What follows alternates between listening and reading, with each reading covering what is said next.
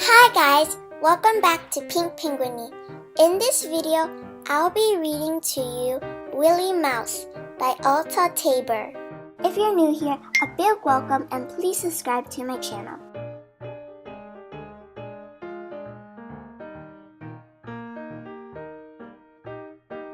Willie Mouse had often heard his ma and pa say that the moon was made of green cheese.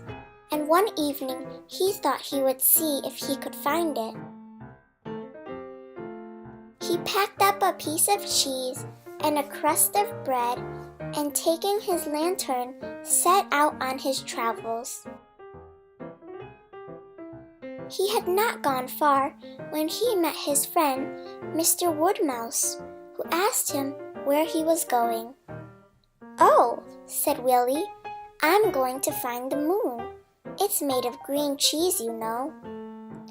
"I don't believe it's made of green cheese at all," said Mr. Woodmouse, but Willie wouldn't listen to him and went on his way. Coming round by Clover Green, whom should he meet but Miss Jenny Wren, looking very happy in her yellow bonnet. "Where are you off to?" she asked. "I'm on my way to find the moon." "The moon?" cried Miss Wren. "You'll never reach it." "I flew ever so high one evening, and I didn't seem to get any nearer." "Well," said Willie, "why should it be made of green cheese if you can't reach it?" And on he went. Presently, he came up to a wood, and looking up, he saw Mr. Squirrel jumping from branch to branch. "Good afternoon," he said. "You do seem high up. Surely you can tell me the way to the moon. It's made of green cheese, you know." "I don't think it's made of green cheese. Why shouldn't it be made of nuts?" "How ignorant everybody is," said Willie Mouse to himself. So on he went once more until he came to a little hole in the ground, and being very curious, he peeped inside. And there sat Mrs. Mole, who came out when she saw him. "Do you live down there?" asked Willie politely. "Yes," replied Mrs. Mole. "Then I'm afraid you can't tell me how to get to the moon. It's made of green cheese, you know. Ma says so." "Nonsense, my child. Don't waste your time looking for the moon. Keep your eyes open for worms." Willie said goodbye to Mrs. Mole. Then he sat down and opened his parcel because it was getting late and he thought he had better have some dinner. "I may not reach the moon yet a while," he thought, "so I had better save a little piece of cheese for supper."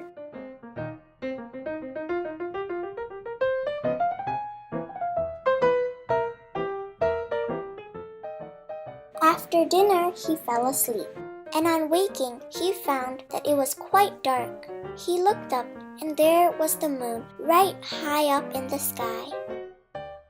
"Oh, Mr. Moon," he cried, "you do seem a long way away. I think it would be much easier for you to come down here than for me to get up there." But Mr. Moon stayed where he was.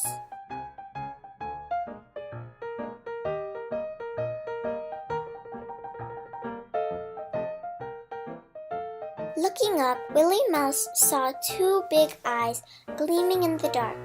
They belonged to Mrs. Owl, and as Willie was only a little mouse, he didn't know that Mrs. Owl had a special liking for little mice. "Please, Mrs. Owl," said he, "how can I get to the moon?" Down flew Mrs. Owl. "This is the way to the moon," she said, and she caught him up in her beak and carried him back to the owl house where she lived. When Willie Mouse saw all the owlets with their beaks gaping open, he began to be frightened, for he feared that Mrs. Owl was going to eat him all up.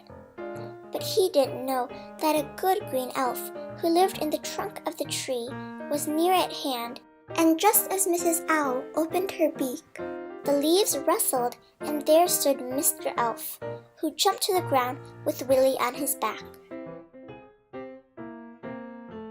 When the good green elf had shown him the way home, he thought he would ask him if the moon was really made of green cheese. But all of a sudden, Mr. Elf disappeared, and Willie Mouse still thinks that one day he will find the moon and have enough cheese to last him all his life. But he will wait until he is a little older and bigger before he tries to jump to the moon, and perhaps by that time he may be wiser too. The end. I hope you liked this video. Please give it a thumbs up if you do. Thank you for watching and see you in my next video. Bye!